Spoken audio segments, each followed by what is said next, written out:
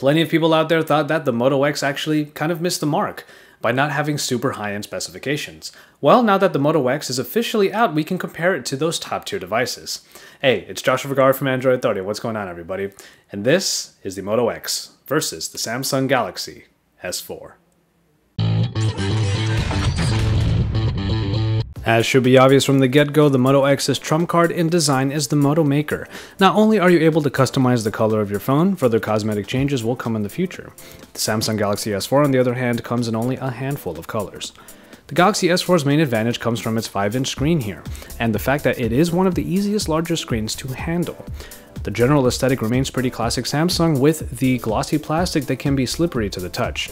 It's a material choice plenty of people are admittedly getting tired of, but it is pretty tried and true for Samsung. A tactile home button is up front with the typical button layout on the sides of power, opposite, volume, rocker. The very thin back cover is removable, allowing access to the battery and SD card slot for expandable memory. It might be a little bit harder to manipulate it than the Moto X, but the hand gymnastics on the S4 are kept to the minimum.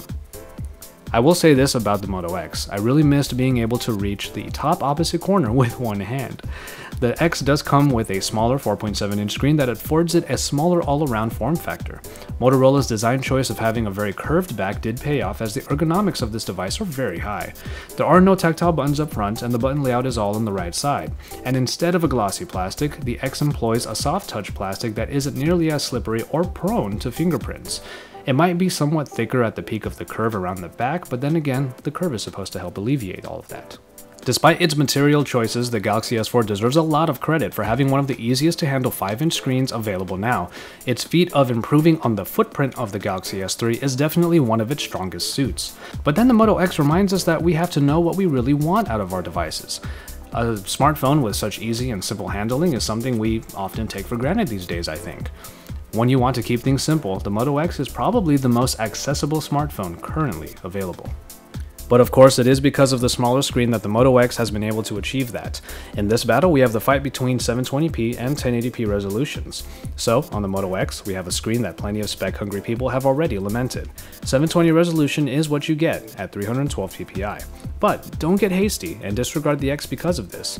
Because this is a great performing little AMOLED screen. For the most part, you won't be able to even tell you're looking at a lower resolution screen, unless, say, you put it right up next to a Galaxy S4 and you go searching for it. Side by side with the Galaxy S4 is a great Super AMOLED 1080p resolution screen capable of 441 ppi. The Moto X is actually able to hold its own. But the S4 screen is bigger. It better fits the current trends, and is absolutely one of the best out there.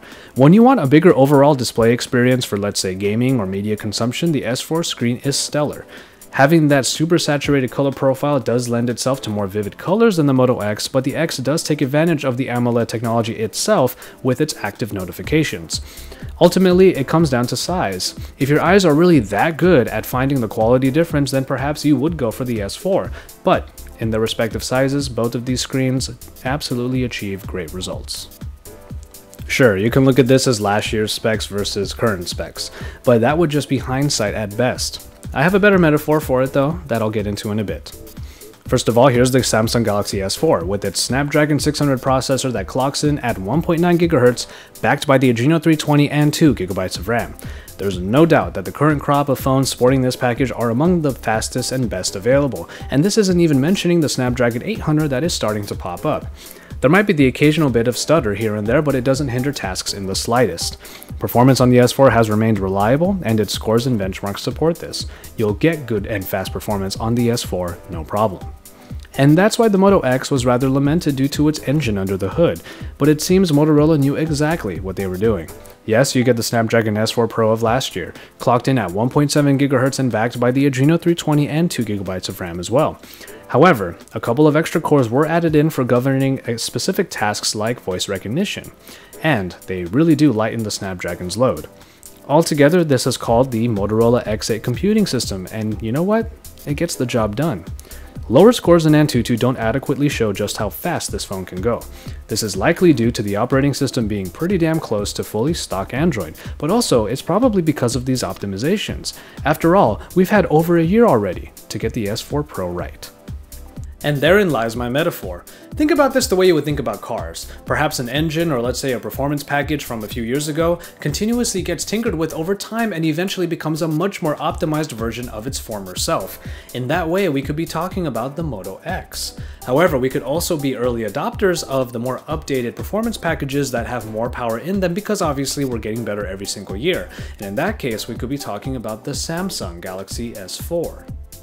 Either way, you're going to get great performance from either one, so if that helps you kind of put things into a little bit more perspective, then great. Basically, this is just me saying, try not to be way too spec hungry and just disregard the Moto X just because it doesn't happen to have the latest and greatest that is out there today.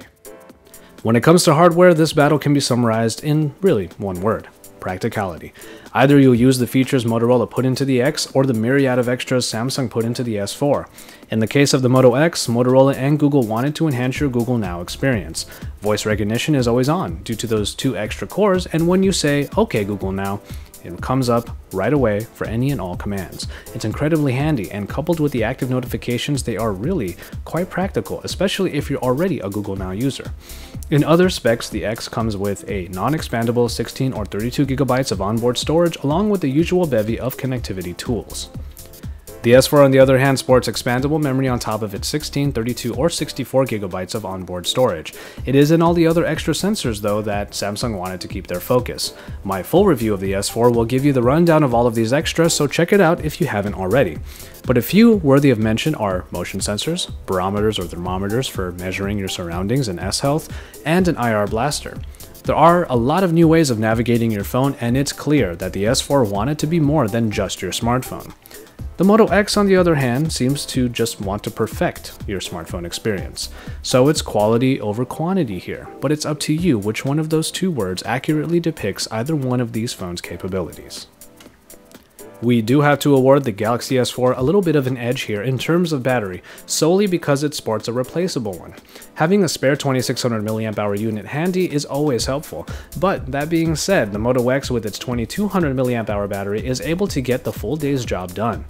Battery saving features on both devices perform well, and the way the Moto takes advantage of the AMOLED screen helps keep things pretty steadily powered.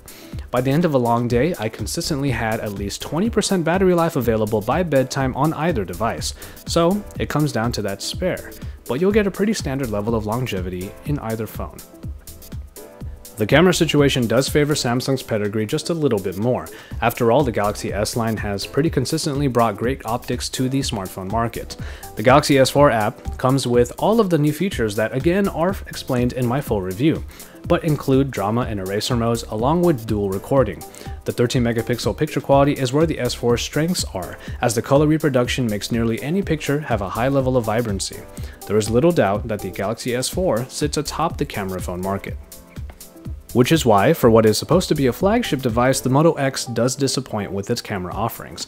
You get 10 megapixels and a much simpler app. As this is almost stock Android we're working with, the interface uses touch and swipe navigation and comes with only a few extras like HDR and slow motion video.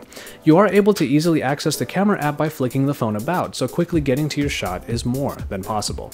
The quality suffers a bit as the colors end up quite muted compared to their real-life counterparts. I will say that the sharpness though is really up there, as pictures have great detail and remain very crisp, so it's really a shame that the color has to suffer.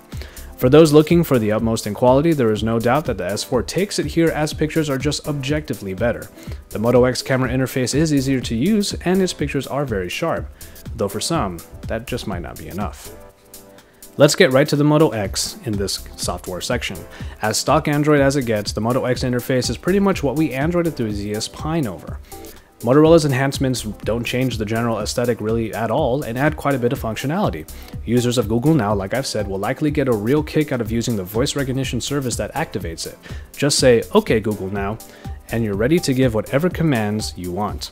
After that, you get Google-esque home screens, notification dropdown with shade, and the general aesthetic in this 4.2.2 version. The Galaxy S4 on the other hand employs the TouchWiz we all know and love or hate. Its more bloated and uber colorful elements make a return with Samsung's sensor enhancements for navigation. You can see in the notification shade just how much you're able to do with this 4.2.2 version of TouchWiz. Hand gestures for moving about, air view for zooming into things, and even tracking your diet and exercise are all possible. Samsung really packed in everything they possibly could, and thus it gives you a ton of options. If you feel the new ways of navigating will prove useful, the S4 is loaded with them. Otherwise, the Moto X is about as accessibly simple as it can get. For either phone, the on-contract price remains pretty much around $199. Even though that price might seem a little steep for the Moto X, this comparison should help you keep in mind how these two phones are actually closer on level than you may think. Unlocked, both hit around the $600 mark, with the S4 hitting generally above it and the Moto X slated to be closer to $550. And so, there you have it. Yes, this comparison would have been one-sided if we were dealing with just any mid-range phone, but as the Moto X is continuously proving, optimizations can go a really long way and can be just as good as updating the hardware itself.